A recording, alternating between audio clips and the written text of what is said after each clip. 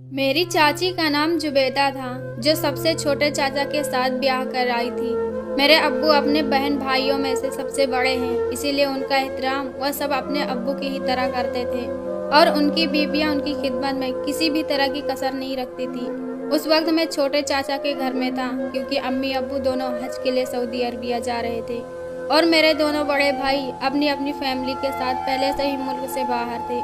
रवानगी से पहले जब छोटे चाचा अब्बू से मिलने घर आए तो उन्होंने अब्बू से जिद करके वह जाते हुए मुझे उनके घर छोड़ जाएं। अब्बू ने काफ़ी मना किया कि अब रिहान काफ़ी बड़ा हो गया है और अपना ख्याल रख सकता है, मगर चाचा नहीं माने और उन्होंने अब्बू को राजी कर ही लिया और मेरी दिली ख्वाहिश पूरी हो गई।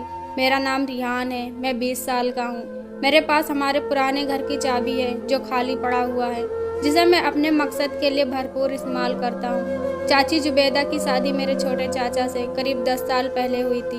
मैं उस वक्त 10 साल का था, मगर इस वक्त भी मुझे चाची को देखकर बहुत अच्छा लगता था, क्योंकि चाची सिर्फ खूबसूरत ही नहीं बल्कि भरपूर फिट और जवान थी। चाचा और चाची की जोड़ी की तारीफें की जाती थी, पर अभी तक वह दोनों औलाद की नेमत से महरूम थे और शायद वह दोनों इसे अपनी किस्मत का लिखा समझकर सब्र कर बैठे थे। चाची और चाचा का प्यार बहुत था और मेरा अंदाजा भी था कि चाची ने उनके साथ कोई मौका जाया नहीं किया होगा, क्योंकि शादी के बाद चाची काफ़ी फिट हो गई थी। शक्ल तो पहले से ही खूबसूरत थी, लेकिन जिस्म का हर हिस्सा अब अपनी ओर बुलाता महसूस होता है। इस वक्त जब चाची घर की सफाई कर रही थी और मैं टीवी देख रहा था, तभी चाची ने मुझसे पूछा कि रिहान बेटा, आज कॉलेज नहीं जाना क्या? तो मैंने दिल ही दिल में चाची को बेटा बुलाने पर बुरा मान कर कहा कि नहीं चाची, चैप्टर खत्म हो गया है ना, इसलिए 1.5 महीने की छुट्टियां हैं। चाची ने सर हिलाया और झुककर टेबल पर कपड़ा मारने लगी। कुछ समझ नहीं आ रही थी कि क्या करूं और क्या ना करूं। 2 दिन गुजर चुके थे, मेरा चाचा के घर में शिफ्ट हुए, चौथा दिन था। रात को खाने के टेबल पर चाचा ने चाची से और मुझसे कहा कि उन्हें चंद रोज के लिए लखनऊ जाना है। मेरे चाचा जो कि बैंक मैनेजर हैं, इसीलिए उन्हें कभी कभी शहर से बाहर जाना पड़ता। अगर उन्हें ज़्यादा दिनों के लिए बाहर जाना होता तो वह चाची को साथ लेकर जाते हैं, मगर इस दफ़ा मैं उनके घर में था तो उन्होंने अकेले ही जाना बेहतर समझा। मैंने चाची की रूटीन और उनकी आदतों का अच्छी तरह से जायजा लिया। मैंने देखा कि चाची चाय का इस्तेमाल ज़्यादा करती हैं और चाय खुले दूध की पीती हैं, और मैं डिब्बे के दूध की चाय पीने का आदी हूँ। मैं गेम खेल रहा था, मैं ईयरफोन लगा रखा था। मुझे नहीं पता था कि चाची मेरे पास आकर बैठ गई हैं और मुझे खेलते हुए देख रही हैं। जो लोग गेम खेलते हैं उनको पता होगा कि आजकल के लोग कितनी गालियां और गंदी जुबान इस्तेमाल करते हैं। चाची दूसरे तरफ की आवाज़ तो नहीं सुन सकती थी, पर मैं जो कुछ भी बकवास कर रहा था वह इंतहा ही बेहुदा था।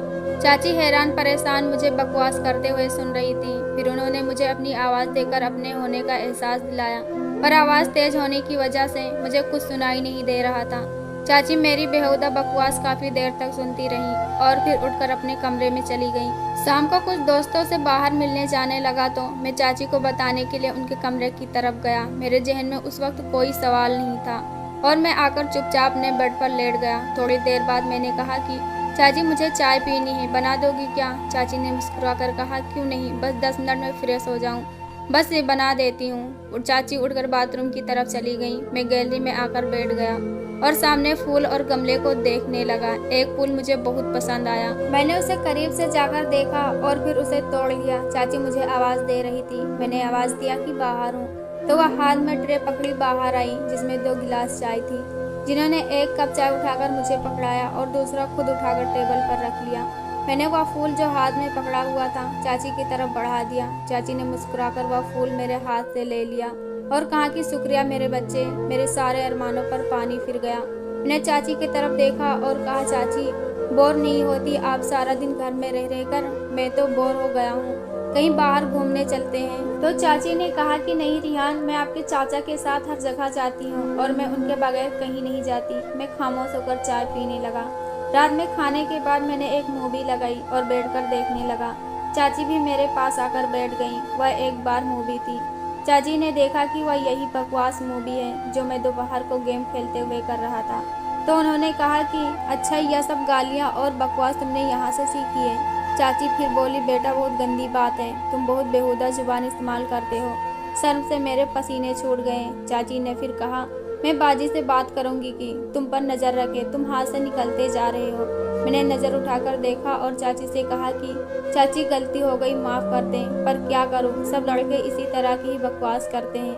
मुझे भी जवाब देना होता है तो इस तरह की ही बकवास मुझसे मुंह से निकलती है। चाची हंस पड़ी और कहा कि डरो नहीं, किसी को कुछ नहीं कहूँगी। मुझे पता है कि तुम लड़के किस तरह की बातें करते हो।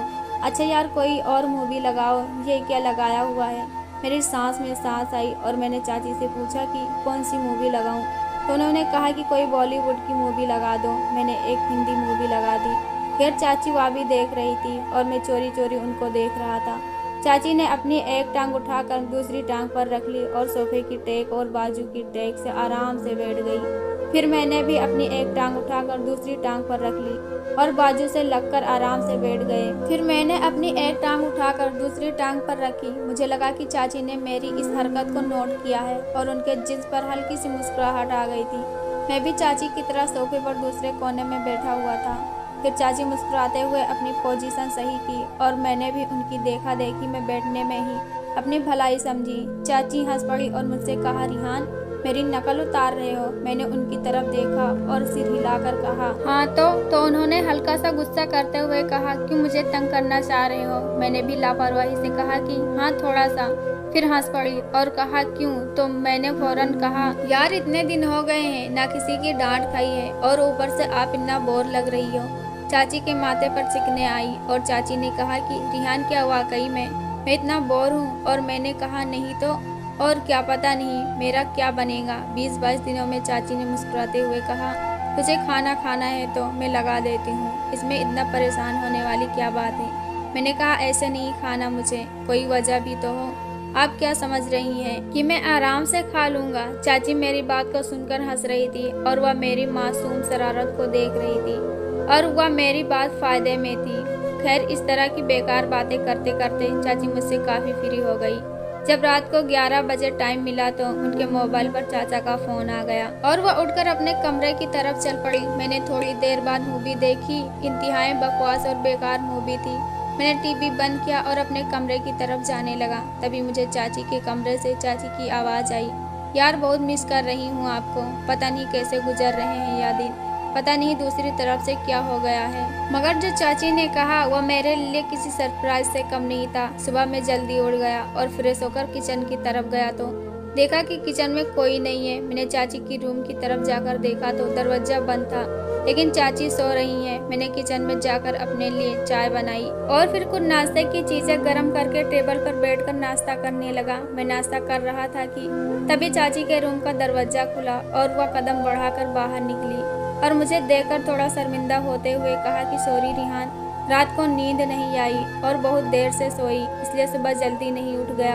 मैंने कहा, ओके, आपको नाश्ता करना है ना, चलो आज आपका नाश्ता मैं बनाता हूँ, आप फ्रेश हो जाएं। चाची हंस पड़ी और कहा, तुम और नाश्ता वह क्या बात है।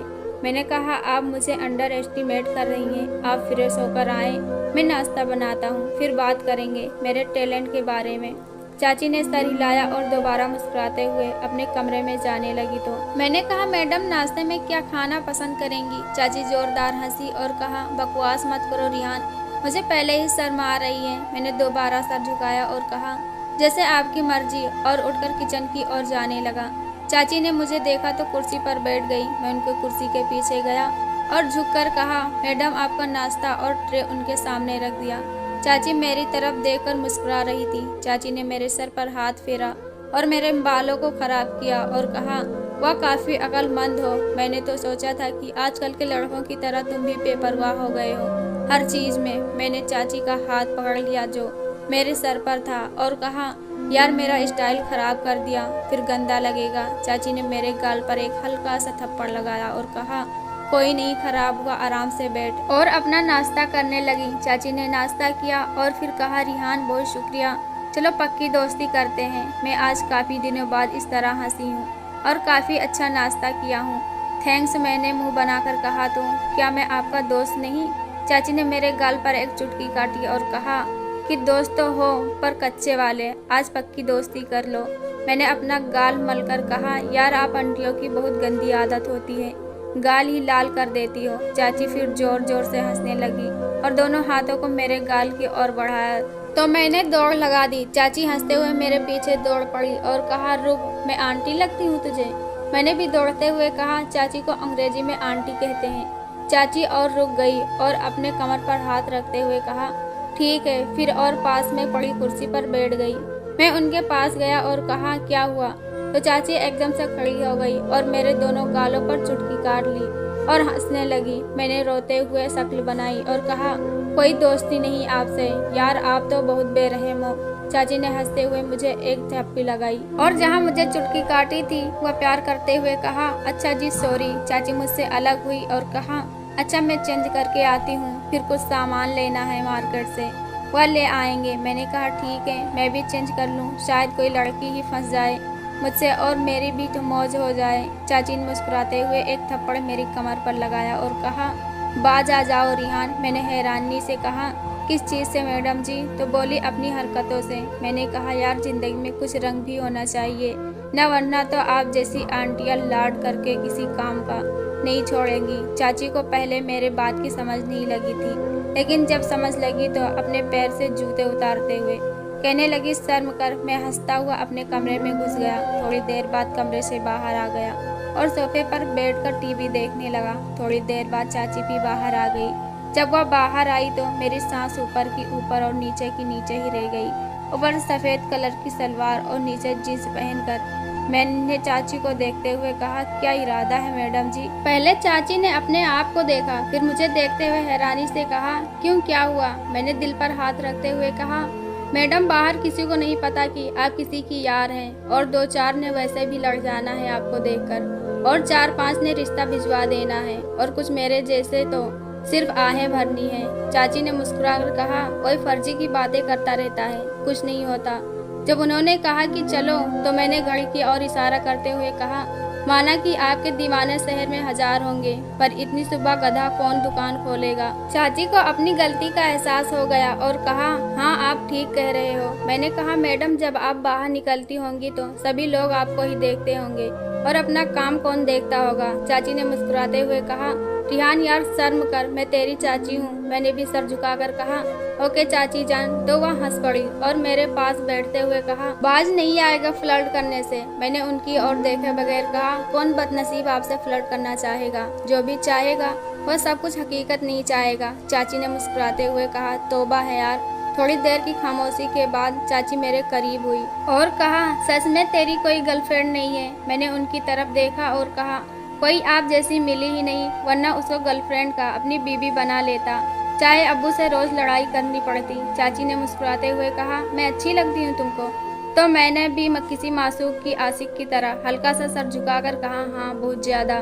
चाची हंस पड़ी और कहा, तू बाज नहीं आएगा। चाची उठी और कहा, रिहान दूध ले आओ, फ्रिज में खत्म हो गया होगा। मैंने सर हिलाया और मार्केट की तरफ चल पड़ा। वापस आकर दूध को फ्रिज में रखा और उनको बताने के लिए कमरे की तरफ चल पड़ा, पर सामने जो मंजर था वह पागल कर देने के लिए काफी था। चाची नहाकर निकली थी और उस वक्त उनके बाल खुले हुए थे और उनकी खूबसूरती उस वक्त कहर बरसा रही थी और मेरी हालत ऐसी हो गई कि जैसे टांगों में जान ही ना हो। मैं वापस पलटने ही वाला था, तभी चाची ने आवाज देकर बोला, ले आए हो दूध? मेरे हलक से तो जैसे आवाज ही नहीं निकल रही थी। मैंने सिर हिलाया तो वापस आहिस्ता आहिस्ता कदमों से चलती मेरे पास आई और मेरे चेहरे के नीचे हाथ रखकर ऊपर उठाया और कहा, क्या हुआ? मैंने चेहरा ऊपर उठाया और उनकी आंखों में देखते हुए कहा, कुछ नहीं। चाची ने सीधा मेरे आंखों में देखा और कहा, रिहान सच सच बताना, मेरा इस तरह से आपके सामने आना अच्छा नहीं लगा क्या? मैंने सर हिलाया और दोबारा सर झुकाकर कहा,